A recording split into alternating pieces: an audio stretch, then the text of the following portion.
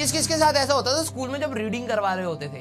सच बताना, ये मेरे साथ तो बहुत होता था। जैसे टीचर ने कहा है कि अब देखो टीचर पढ़ाने का मन में नहीं है उस समय, तो क्लास में ऐसे होता था।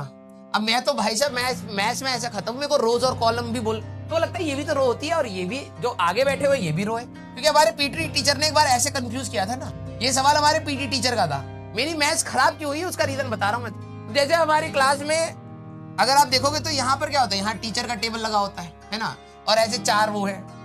वो आता था पीटी टीचर, कहता देख रहा, अब तुम्हें भी डाउट होता है क्या? रो और कॉलम में भाई साहब दिमाग की दही कर रखी है। पहले सबको सिखाओ, ये मैथ्स वालों को ना फ्री ज्ञान देना चाहिए सब। कभी कभार कहते हैं ये वाली रो पूरी चलेगी, मैंने कहा ठीक है रो ये होती होगी।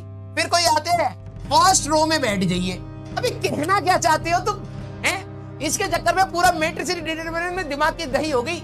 n क्रॉस m में रो कौन सा वर्टिकल वाला होता है, हॉरिजॉन्टल वाला होता है, दिमाग में घुस ही नहीं रहा मेरा।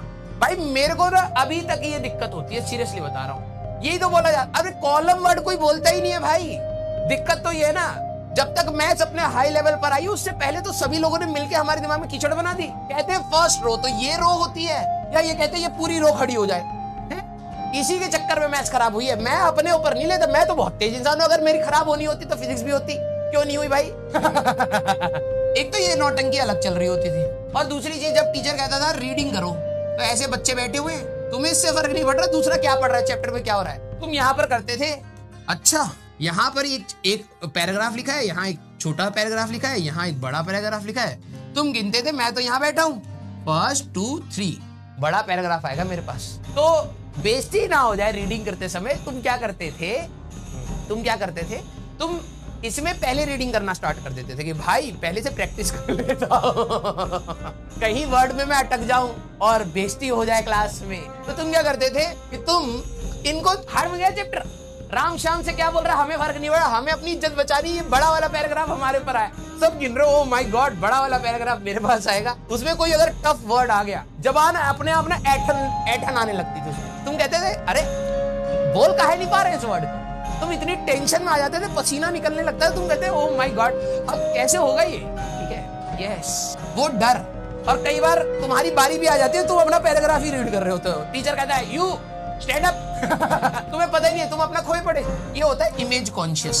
आप लोगों को इतना इमेज कॉन्शियस कर दिया कि आपको पढ़ना पड़ेगा, नहीं तो कौन पढ़ रहा है राम श्याम से क्या कह रहा है। हिंदी में और आया इंग्लिश और हिंदी के जो टफ वर्ड होते थे हम ये करते ओह मेरे वाले पैराग्राफ में कोई ऐसा वर्ड नहीं है जिसको मैं बोल ना पाऊं मतलब से लर्निंग से कोई लेना देना नहीं है, बस इज्जत बचा रहे। और कई बार ऐसा भी लगता था कि यार इसका तो बड़ा पैराग्राफ है, अभी मेरे पास टाइम है, आएगा।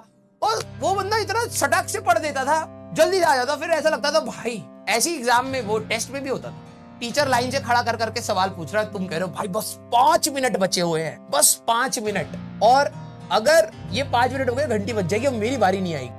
तुम वेट कर रहे होते थे, ये मेरे साथ बहुत हुआ।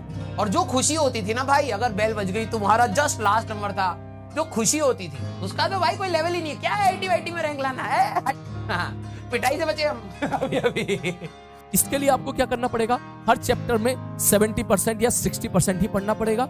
कोई भी क्लास में कोई मुश्किल सवाल कराया है, हाई फाई लेवल का सवाल कराया है, लंबा चौड़ा सवाल कराया है, आप उसको छोड़ दो अभी के लिए। आप एक लेवल तक आ जाओ, आप उस स्टेज तक आ जाओ कि सर